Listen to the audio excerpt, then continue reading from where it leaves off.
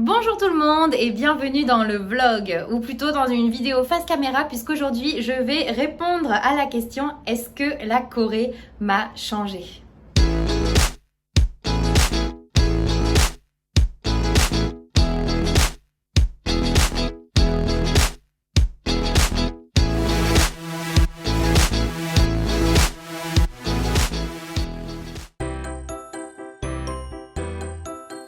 Je voulais absolument que Kola soit dans l'écran parce qu'elle est trop mignonne, mais regardez là. Oh, c'est la plus belle, oh, c'est la plus belle. Bon, par contre elle arrête pas de bouger, du coup j'arrête pas de changer la caméra. C'est difficile d'être youtubeur.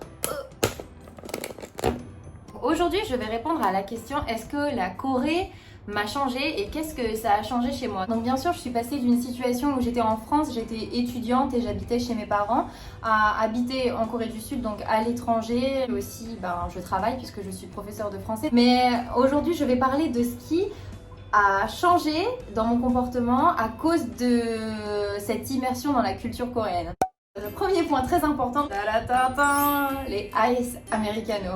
Ça fait déjà 6 ans moi que j'habite ici et à mon époque il n'y avait pas de Starbucks en France, il y avait juste des cafés Columbus. En Corée, tout le monde boit ça. Vraiment, tout le monde boit des ice americano qu'on appelle plus communément AA. La première fois que j'ai goûté le ice americano, c'était en Australie et c'était dans un café coréen à Sydney. Et dans ce café, il n'y avait que des Coréens et tous les Coréens buvaient des ice americano. Alors vous vous dites peut-être, si vous êtes français que le ice americano c'est dégueulasse. C'est ce que j'ai pensé aussi la première fois que on m'a dit on boit du café froid avec des glaçons dedans. Oui, en fait ça devient complètement une addiction. Maintenant, quand je rentre en France, vraiment ça me manque de ouf. Je cherche partout des ice americano. Essayez et vous n'allez jamais vous arrêter. Deuxième point, c'est cette vision qu'on a des caniches en France. La ice americano et les caniches sont des causes très chères à mon cœur. Je pense que c'est deux causes incomprises par les Français. En France, les caniches, c'est vraiment un chien genre de grand-mère. Enfin, les jeunes, ils ont pas forcément envie d'avoir des caniches. Et en fait, ici en Corée, c'est tout l'inverse. Genre les caniches, les bichons, tous les petits trucs un peu comme ça, tout mignons là. C'est des chiens qui sont hyper populaires. Mais vraiment, mais pourquoi en France on n'est pas plus fan des caniches? Genre les caniches c'est des chiens géniaux, déjà d'une, ça perd pas ses poils ça. Un Kola. Regardez-moi cette tête. Alors c'est vrai qu'en France je préférais les gros chiens, mais pour des questions pratiques, ici avoir un gros chien c'est impossible. Enfin, tu peux rentrer nulle part, tu peux pas prendre le bus, tu peux pas prendre le taxi, etc. Mais même en dehors de ça, c'est peut-être parce que Kola elle est adorable, regardez pas cette bouille. Franchement la Corée a changé complètement mon avis sur les caniches. Je vous conseille aussi d'adopter des caniches parce que voilà, chien parfait quoi.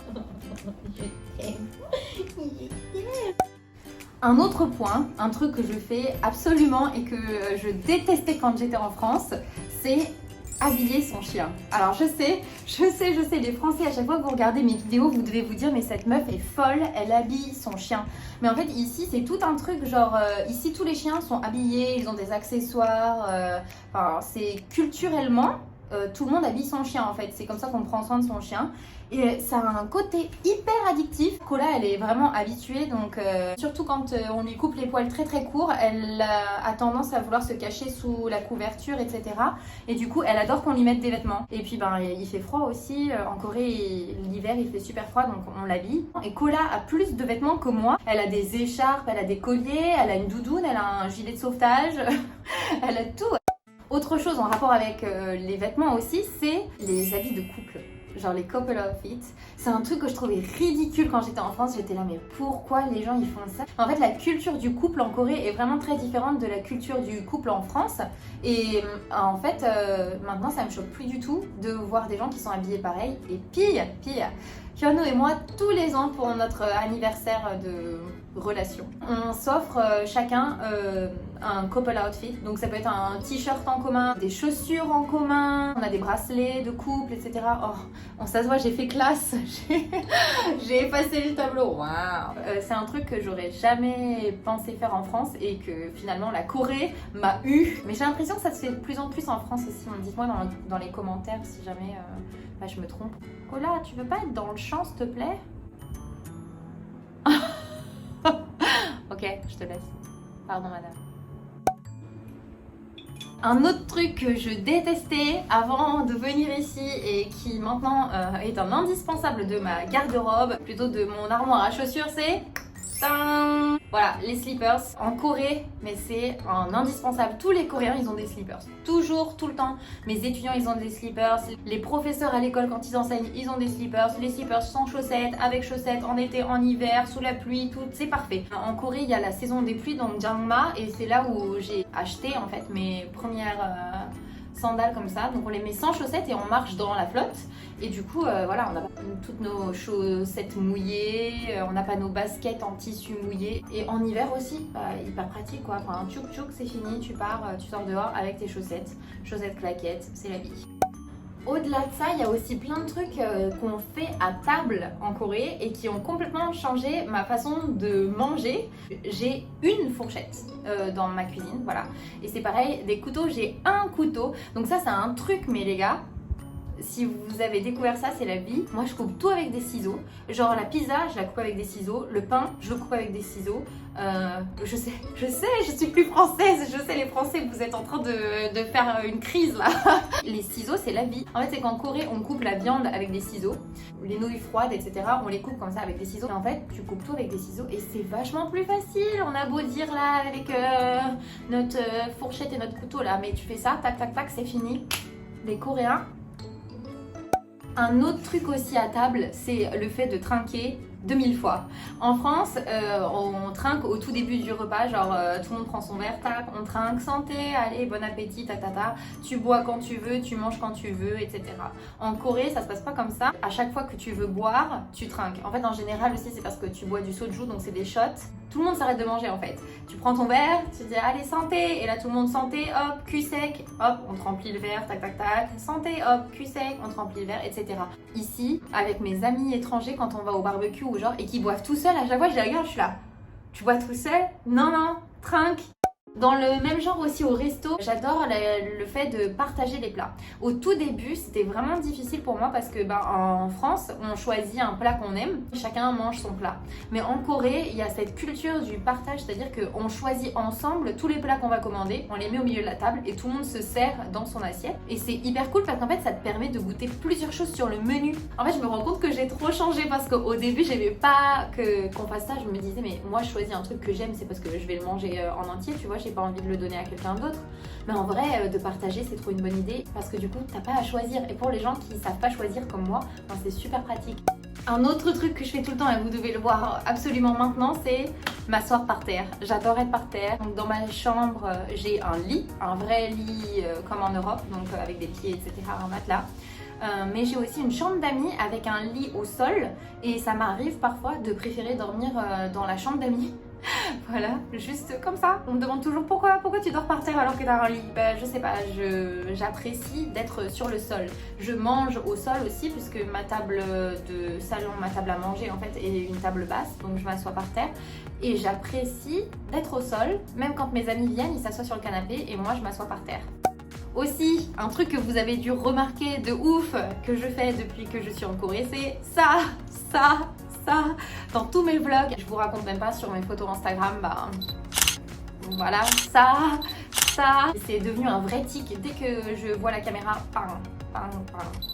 Un autre truc que vous avez dû remarquer si vous regardez mes vlogs avec les sous-titres, c'est que j'utilise beaucoup le que. Alors des fois je l'écris en coréen, que. Des fois je l'écris en anglais, enfin avec les lettres, notre alphabet à nous, kakakakakaka. Alors je sais pas si vous savez du coup, parce que moi je mets ça dans les sous-titres, mais parce que c'est un réflexe. C'est l'équivalent de en français MDR ou ha, etc. En anglais lol. C'est devenu une habitude, je finis toutes mes phrases par que.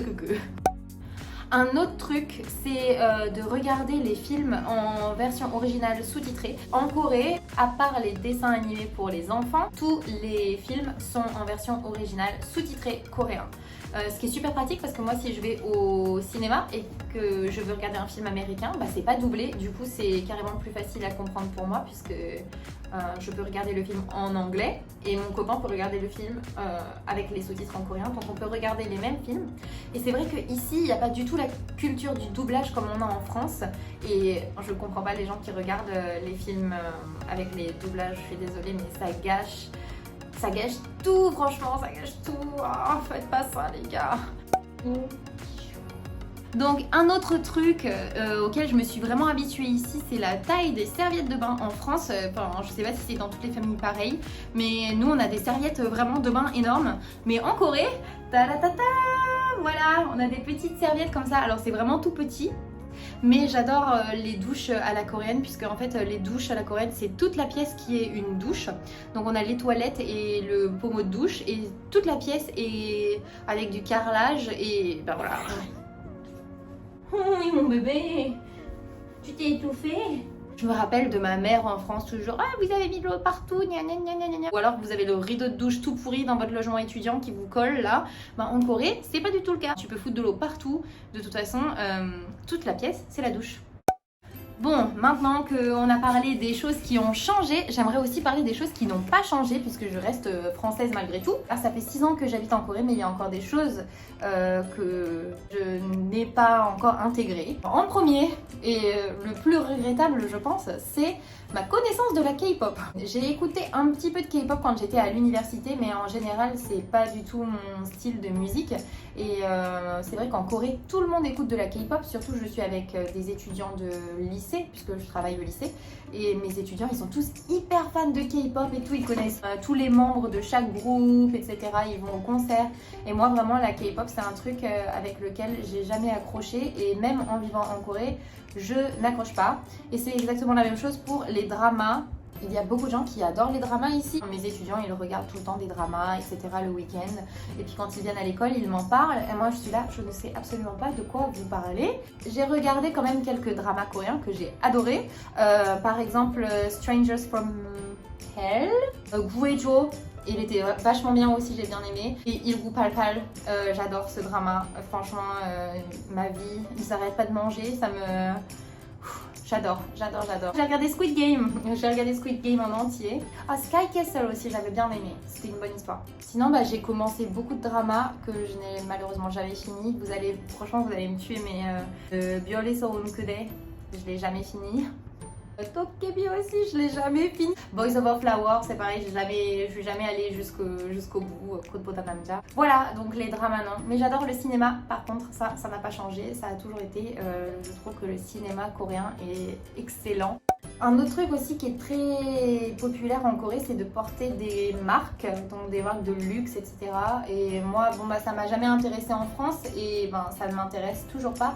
Même en vivant ici, on pourrait croire que je suis assez influencée par la mode et les tendances. Mais en fait, je suis influencée que par ce qui est pratique ou mignon. Voilà. Donc comme les couple outfits ou les slippers ici là. Et un truc, je regrette vraiment de ne pas faire partie des personnes qui sont fans de cette chose parce que c'est la raison pour laquelle les Wegugin vivent si bien en Corée, c'est parce qu'on peut commander du poulet frit. Je dis ça, mais je ne mange pas de poulet frit. Voilà, je déteste le poulet frit, je suis désolée. Je sais qu'ici c'est hyper réputé, il y a tellement de sauces, ils inventent des trucs tout le temps, il y a plein de types de chicken différents, c'est pas cher. Je sais que je suis la casseuse d'ambiance quand je vais dans une soirée et qu'on dit ah on commande du poulet frit et moi je suis là pas non, pas moi merci. Je trouve ça trop gras et je trouve ça très écœurant. Je suis désolée la Corée, je peux pas. Et enfin, dernier point de cette vidéo et non des moindres, je n'ai pas accepté d'abandonner le port du bikini à la plage, voilà. Alors en Corée, déjà être une étrangère, ça attire l'œil. Mais en plus, quand à la plage, tu es la seule personne en bikini, ben voilà. Et il y a certaines personnes qui se mettent en bikini à la plage, surtout dans le sud. Je pense à Busan et Haeundae, il y a plus de personnes qui se mettent en bikini. Mais en général, les Coréens et les Coréennes portent des rashigade. Donc c'est des espèces de maillots de bain, mais qui couvrent tout en fait. C'est un t-shirt et un petit short en général. Donc on voit pas les fesses, on voit pas la poitrine. Je sais que mes amies étrangères ont toutes un maillot de bain comme ça. Elles n'ont pas forcément envie d'attirer l'attention sur la plage. Moi non plus, j'ai pas envie d'attirer l'attention sur la plage, mais je trouve que c'est pas confortable. Parce que bon, quand t'es dans l'eau, ça va. Mais quand tu sors de l'eau, ben tu sais jamais quoi. Enfin, moi je déteste ça. Là, t'as le sable qui te colle partout, qui rentre dans les vêtements. Imagine-toi avec un t-shirt comme ça à la plage. Enfin, et en plus, ben, on peut bronzer parce que moi j'ai envie de bronzer. J'ai pas envie de rester pâle là. Donc du coup, voilà. Jusqu'au bout, bikini, quitte à ce que tout le monde me regarde. Bon, j'espère que cette vidéo vous a plu. J'avais envie un peu de changer des vlogs. Bien sûr, j'ai parlé un petit peu que des points culturels, mais la Corée, le fait d'habiter toute seule ici et de travailler ici, ça a changé beaucoup de choses en moi. Ça a changé tellement de choses que quand je retourne en France, je me sens un petit peu comme une étrangère. Ça, c'est un point... j'ai du mal à revenir en France et à me sentir chez moi en fait. C'est pas le sujet de cette vidéo, mais j'espère que ça vous aura plu. En attendant, et à dimanche prochain sur cette chaîne. Ciao!